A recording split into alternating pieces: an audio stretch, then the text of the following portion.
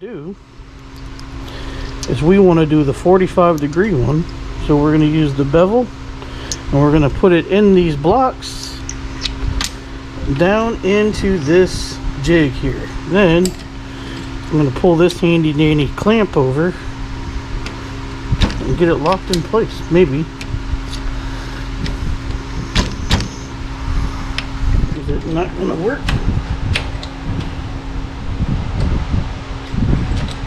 Oh.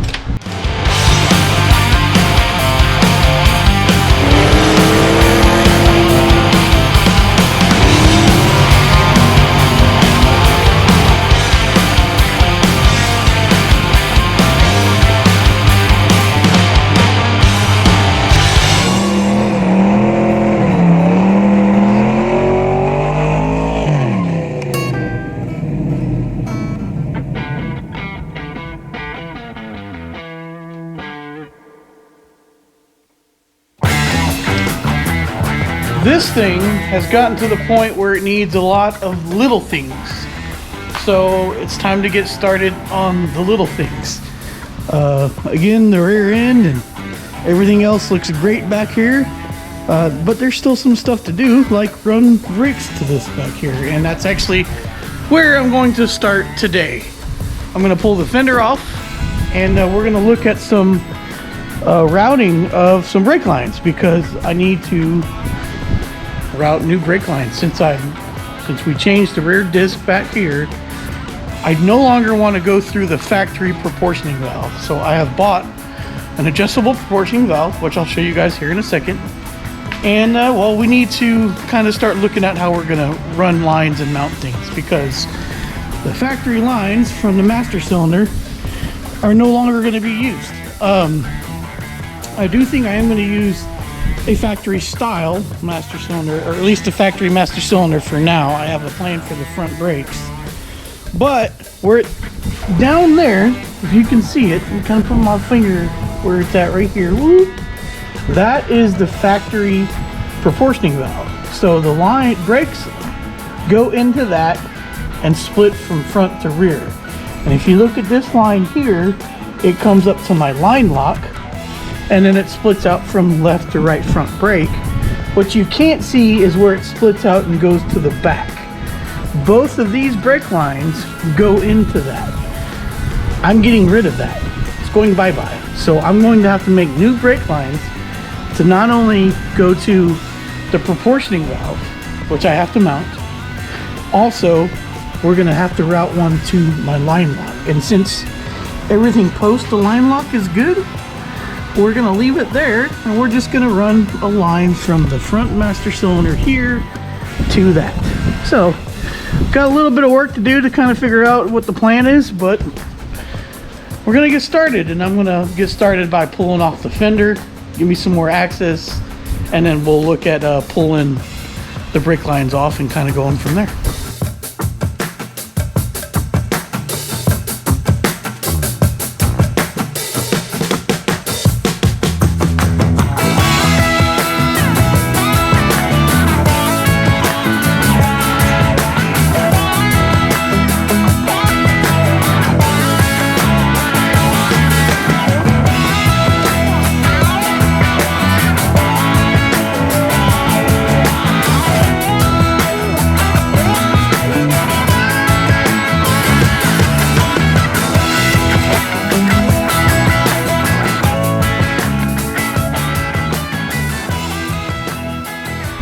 I just pulled the two bolts out of the proportioning valve that go into the frame. I removed the rear brake line a long time ago, so it's actually just kind of sitting loose, and I just unbolted this nut here for the line lock. So I'm going to finish doing that down there, and then I'm going to pull the lines off the master cylinder and just pull everything out together all as one, try to make it as easy as possible. So I've got a 3/8 flare going into the line lock. So I'm just going to continue to move that. It's making a mess on the floor. There's not much I can do about it. And, well, you know, I'm going to make peace with it. So now that that is loose and I just pulled it out of the line lock, these are actually standard 9/16. And if I've said it before, I'll say it again, I don't like line wrenches. Every one I've ever used flexes way too much. So we'll use non-line wrenches, and I don't have any problems with them. Yeah, I actually got a lot of brake juice. There's one out.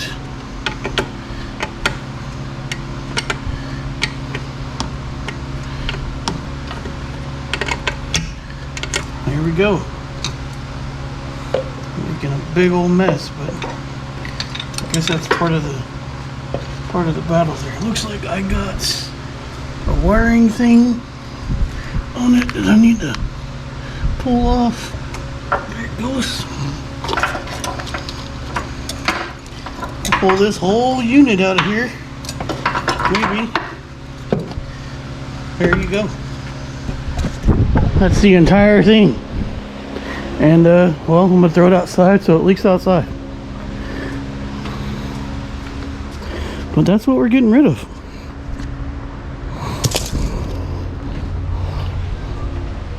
Well, that part's done. I went ahead and put the truck back on the cradles. The truck is less scary to put on the cradles than the Nova. So I have some things I've got to measure and stuff anyway. So I was like, you know what? It just needs to go back up. So we put it back up on the cradles. And I went ahead and removed all the lines and everything from the master cylinder. I just showed you guys that. One thing I wanted to check though, and I was checking with my buddy Tommy, is some master cylinders that are for drum brake cars that came with drum brakes in the rear, they sometimes have a residual valve that holds like 1 or 2 psi so that the wheel cylinders don't fully compress. That way the rear brakes engage when they need to. And one way you can test for that is to find something very small that'll fit in the hole of the brake line. And if you get any resistance when you're going in, it'll feel like a piece of rubber. This one, I can feel the aluminum on both sides. This is actually the rear port. This is the front brake port. And they both feel the same. So I know that I can use this master cylinder with disc brakes in the rear and the front. So that's what I was concerned about, and we have validated that. So now we can move on to mounting our proportioning valve. And I've got that over here. Let me show you guys what we're working with. This is the Wilwood universal adjustable proportioning valve, and I've got a couple options here to where I can mount it. I was going to make a bracket somewhere that I could use, but you know, friends save extra parts from extra projects, and sometimes you wind up with brackets that may actually do the job. So this is what I have here, and they're actually for 2 different proportioning valve kits, and they mount to the master cylinder hole here. So I honestly think this one's going to be my my go-to. I might have to shorten it though, but this right here is another option as well.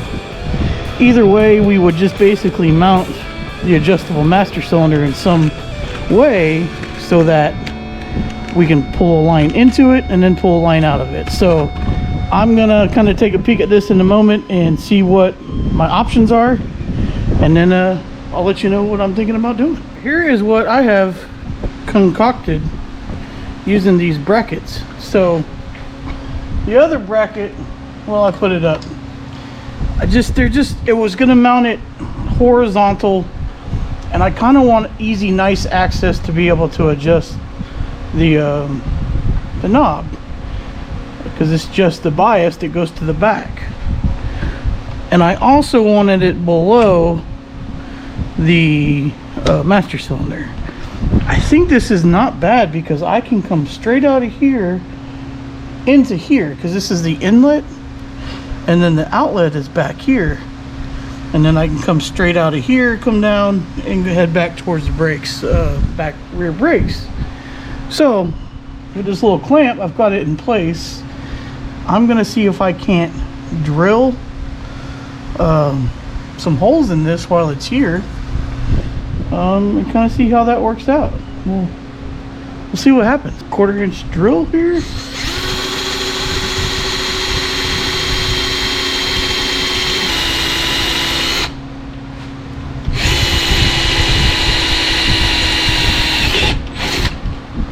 All right. Perfect.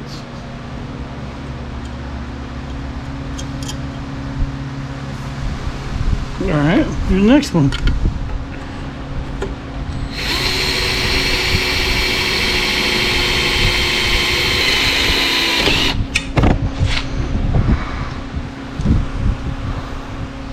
Well then, that wasn't too bad. Might be exactly what we needed. Temporary hardware. But that's pretty cool. That's gonna work out pretty good actually.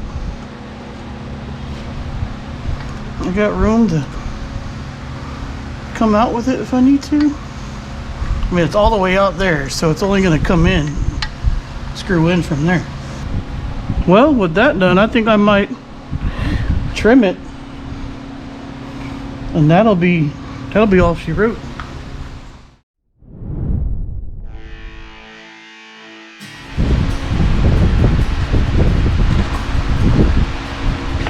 I got me a new toy, which is a Milwaukee Fuel brushless angle grinder, and it's pretty darn neat.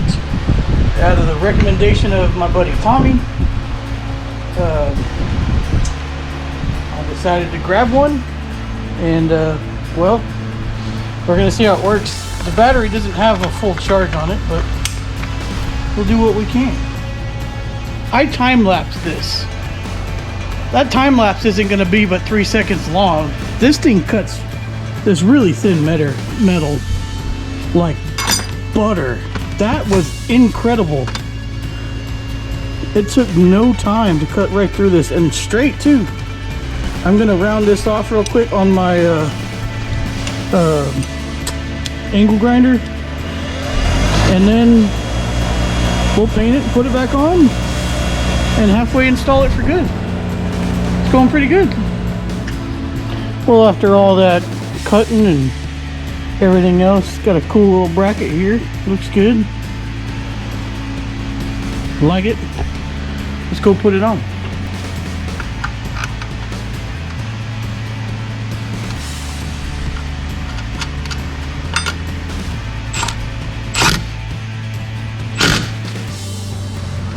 So we got in and out here.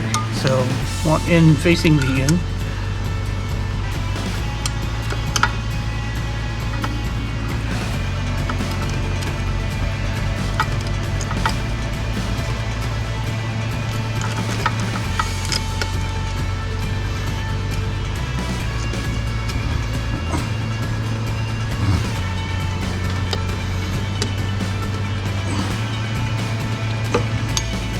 Look at that. Like it was meant to go there. I like that. So there we go. One little thing done. I'm going to shut it down. It's a little late. But I'm going to work on making lines tomorrow. I might coil a line into it. We'll find out. I got some work to do. But yeah, that looks cool. I'm excited about that.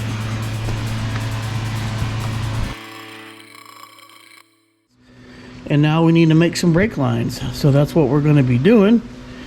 In order to start that process, I need to reuse the fittings off the original brake lines. So I have the original brake lines here. And well, let's just go use a tubing cutter to cut that off. And then I'll show you how we're going to mock everything up. And then we're going to use this cool tool right here that is not mine. I borrowed it from a friend and I still have it. Don't tell him. Just don't look. It's not here. Anyway, yeah, let me cut these fittings off, and then we'll kind of get going here and show you how I'm going to mock it up. And if you're going to be doing any kind of brake work, making lines, I should say, you can't go wrong with not you can't go without one of these, is what I'm saying. This is a tubing cutter. It's pretty self-explanatory. I think a lot of you people may have used one before. It's not just for automotive stuff, but it just clamps down on the brake line. You use this to clamp it down. It's got a cutting wheel here and rollers here, and basically you just spin and tighten, spin, tighten, spin, and tighten, spin, and tighten. Although I think I did the wrong one, but I'm gonna need to flare it eventually anyway. Almost done. There it goes. Cuts it nice and flat, I guess you could say. This one's gonna require some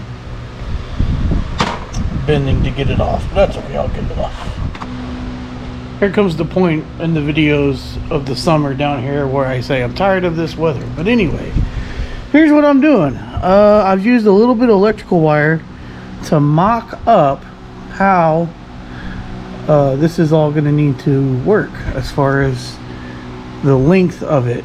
The thing is here, I will not be able to flare both sides of this before it's curved. So I'm gonna have to try to cut a piece of straight angle or brake line, flare it, make sure I put the fittings on it, and then try to angle it into the proportioning valve. This will be one of the harder bends that I have to do of this project, so it is what it is. But at least this wire here, which I'm going to cut it a little shorter than what it is because it's going down into the fitting there, this will give me an idea how long it needs to be, and then we can kind of go from there. So that's what I'm going to do. Let me show you what I got over here. I gotta move the fan when I move because it's too hot. But I'll show you guys here. This I ordered from Summit Brake Line. It's nickel copper 3/16 brake line, and looks pretty good. It's definitely not American made, but it is what it is in these times and days. It comes with a lot of cool fittings, so that is neat. And I'm going to need one of them or two of them. But what I'm going to do is I'm going to take that wire out, measure. I'll probably measure this side if I can get it open, and then I'll show you how we use the Eastwood flaring tool to make things happy. So yeah, lots of tedious work when it comes to these making brake lines and stuff, but it'll all be worth it. This stuff's very, very pliable and easy to work with, and that is desired in this kind of an application. Plus this stuff like resists corrosion really well, but it's just not as durable as stainless steel because again it's more pliable. But look at that, I've already straightened that out, so I know what to cut. So yeah, I'll go get my measurements, cut it up, and then we'll work on the flaring.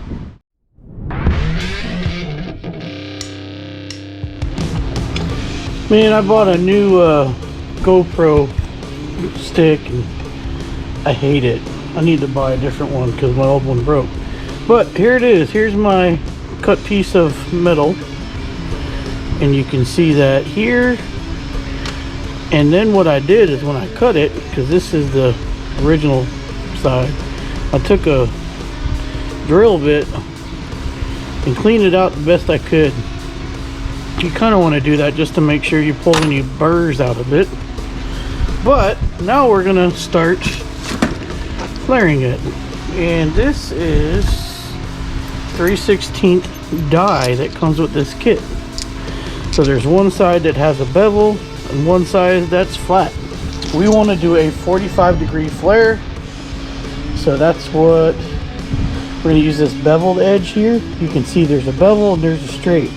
This is for straight, this is for bevel.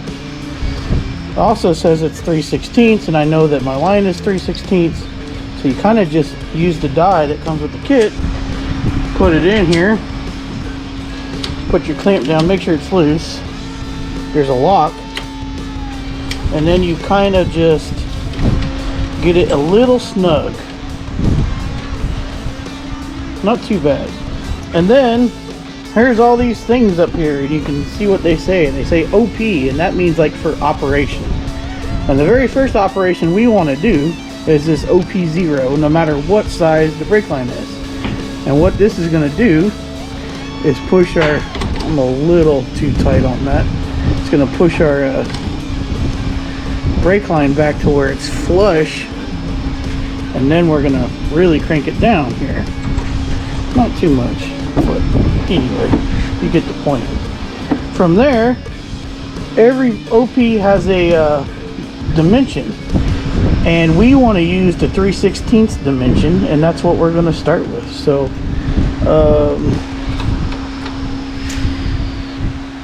yeah, here we go. So 3/16, and it's OP1. Well, 0, 1, and then 2. So now we're going to flare this out with the OP1. There's one part of it done. Sweet. Now I'm going to move this to OP2. Now what I should have done, put a little machinist oil in there. Might be too late now. I'm gonna try it anyway. And we want OP2 for 3/16. There it is.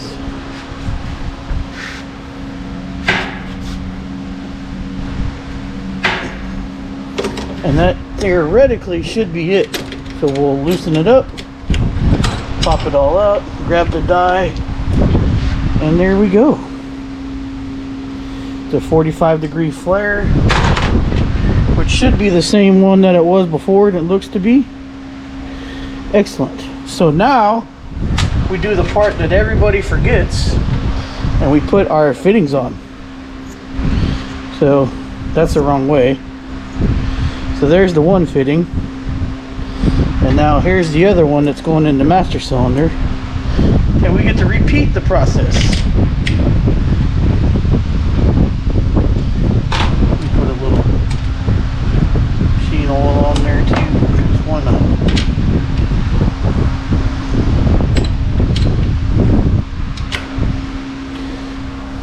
Go back to operation 0.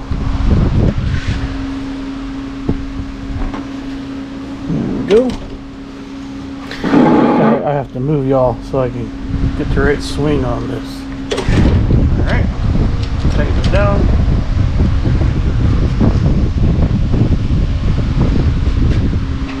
Operation 1 for 3/16. There's that. Okay, they're falling off here. Operation 2 for 3/16.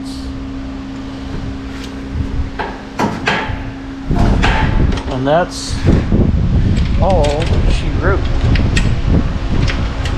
This tool is very, very valuable. It's a little expensive, but it has been totally worth every penny. Now, bring it over here and we'll just kind of test fitment for these things. This is this fitment. Should screw up pretty well. Bingo. And now we got to get that there. So that's where I'm gonna have to get a little creative. I don't know if I can use the tool that I have for this or not, but I need to put basically a 45-degree bend in this to get all this happy. So I'm gonna figure that out right now. I'm not sure if this is gonna work, but it might. This is a tubing bender. You put your tube in here, get it to where you want it, and this helps roll it around the corner there. Usually you use a lot bigger sections than this, and I've kind of already just tested it out, and it looks like it might be happy working with me here. The only thing is, I don't know if we're putting it at the right spot, so this will be an interesting conundrum. And because it's so small, I might have to bend it a little bit by hand myself. Let's go see what that does. This might work out. Okie dokie. Well, this worked out like we need it to. It might if I pull it off of here first. When you do stuff this tight, as far as distance wise from here to here, it's a little hard to make it perfect right off the bat, but I think this is gonna work. I need to pull it out of the bracket, then get it started.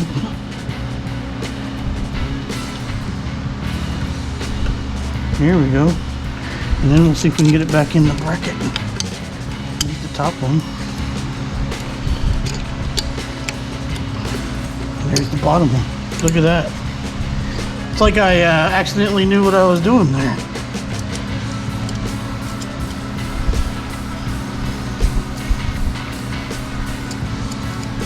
And now that there's room in that bracket to bend,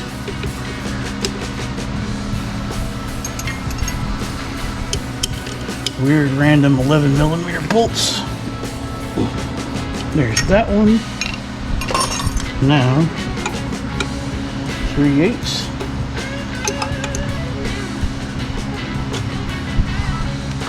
Sweet.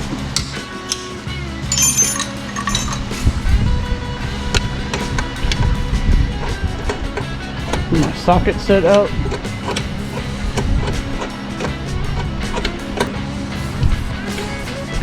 There you go. It's not kinked. It's round. We like it. So that's a start. I like it. Boy, is there a whole lot more to do, but hey, at least we're getting the project started, I guess you could say. I like that. Excellent. Whew. All right, I'm gonna try to get one more brake line made tonight. And I've got it mocked up here with this kind of thicker cable about how I kind of want to get to go down and work. But I've got to check and see if the lines are the same size, which they might be. I got to go over there and look. But again, I'm just kind of mocking things up, trying to see how they're going to work out. And I'm using this thick cable to kind of give me an idea of how to bend it and things to that extent, because it's going to be a little bit of a job to get it done right. Now I'm going to go a little bit longer than this because there's a bend I want to put that goes into the line lock down here, but that'll be for the front line. So let's go look and see if these guys are the same size now that I have cut them apart, which is impossible to see like this. Let's see. One there.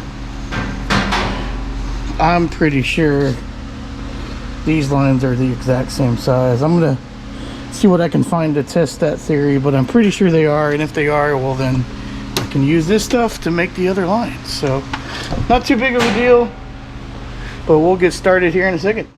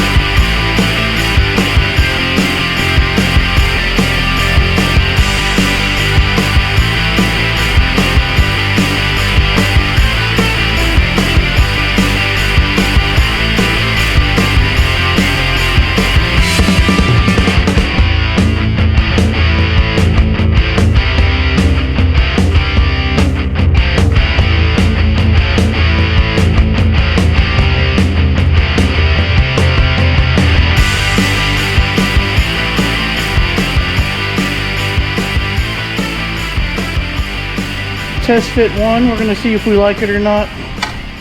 I do have enough line to maybe make another one if we need to.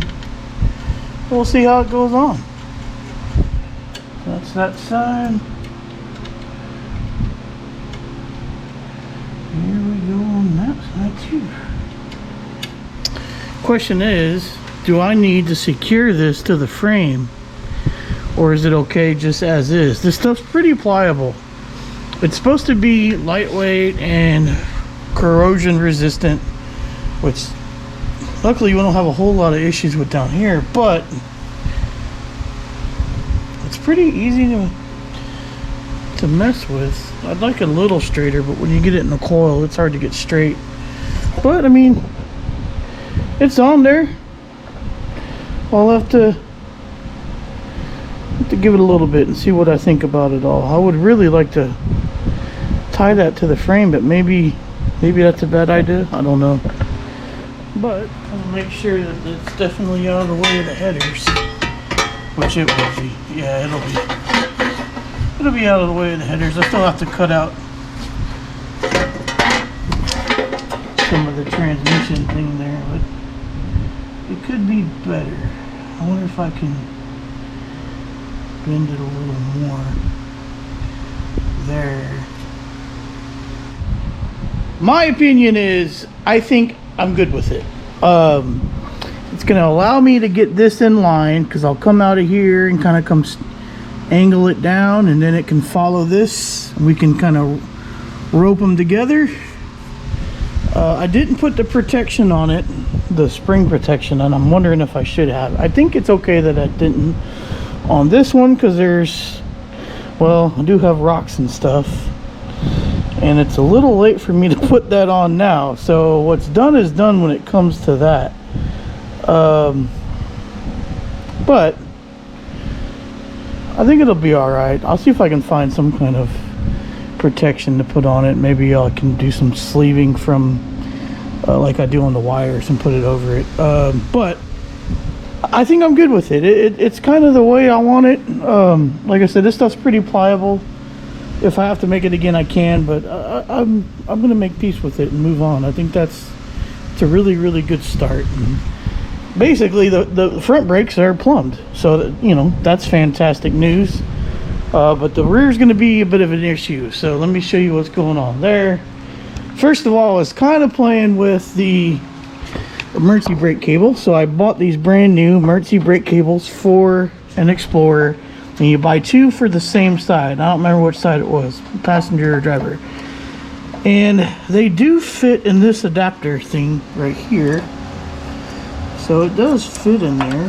Hard to do with one hand, but I promise you it does. Problem is, I don't have enough. I've got too much slack, so I've got to figure out how I can pull some length out of these, which I have an idea. I don't know if it's a desired idea, but you can definitely clamp them together with some wire clamps, so I might look at doing that. But I routed them. I got them all hooked up here, got them in the bracket, and then I drilled this hole bigger and I routed it through here to the frame to where they usually go.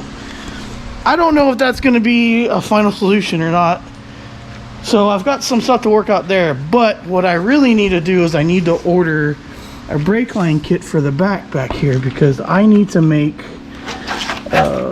I need to have soft brake lines going to the calipers, so you can take calipers off, and then I might need to weld some brackets to the diff in order to be able to keep everything in line, and then make a hard line with a junction that goes to the front brakes, so I can make a long front brake line.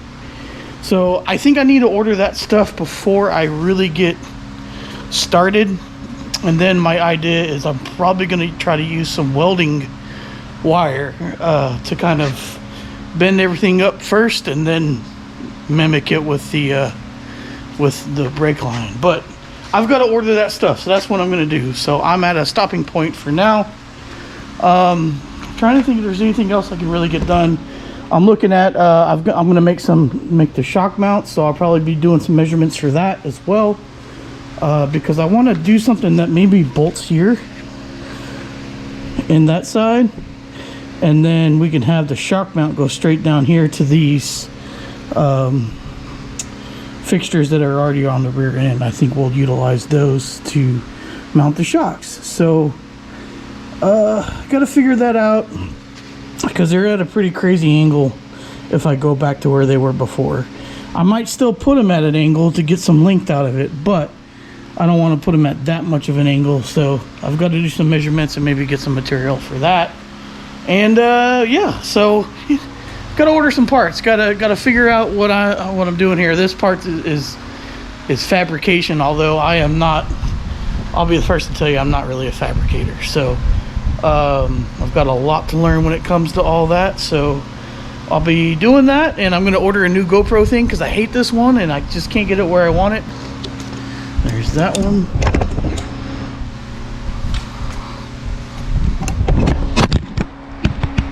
That's just me complaining. I'm making forward progress. I need to stop complaining, and I need to continue to be motivated to get out here and start getting the little things done, like I said. So anyways, I'm gonna shut it down.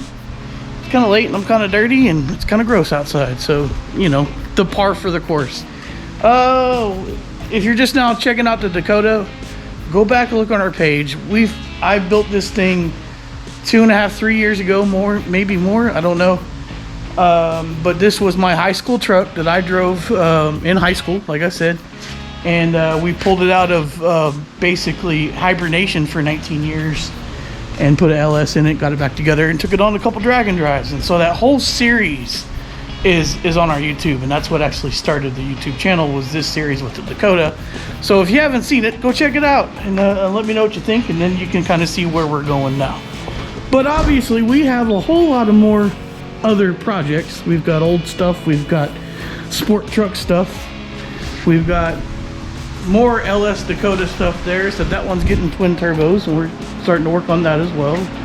We've got cars that aren't here, we've got late model cars, we just got a lot of stuff that we're always staying busy. That's what I'm trying to say. So if you have not yet subscribed, please consider doing so and hanging out and seeing our projects and letting us know what you think about everything, because we love to interact with you guys. Other than that, we kind of hang out on Facebook and Instagram. So check us out there at the Racer X Garage on both of those platforms. And well, that's it. I'm gonna go shower up and get ready for work tomorrow. I hope you guys had a fantastic weekend, and we'll see you next time. Until next time, you know the deal. Y'all be good.